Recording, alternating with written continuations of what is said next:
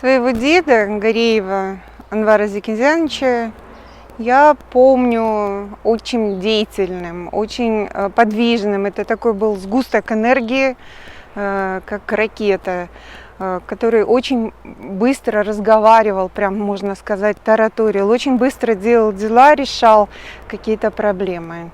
Ну, по детству, если говорить о доме, то мы его там видели очень редко. Вот. Если он и бывал, то обычно отдыхал, и я больше помню, как нас гоняли, чтобы мы не мешали ему. Ну, внуки, нас было трое в то время, и мы-то вот бегали, чтобы не шумели.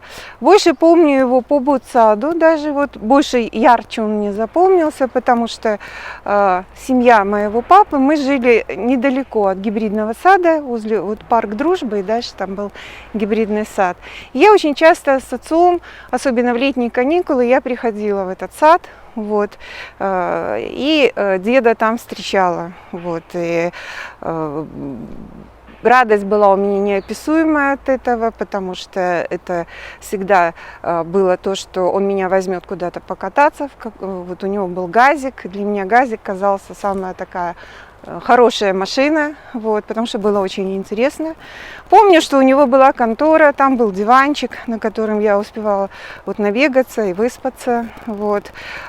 Помню, что за день он успевал принять кучу народа, обсудить кучу дел, всегда был занят. Я его, сколько помню, я его не помню, чтобы вот он сидел там, размышлял о чем-то, или он всегда был в работе, всегда люди вокруг него, всегда вот бегом, бегом, бегом, бегом.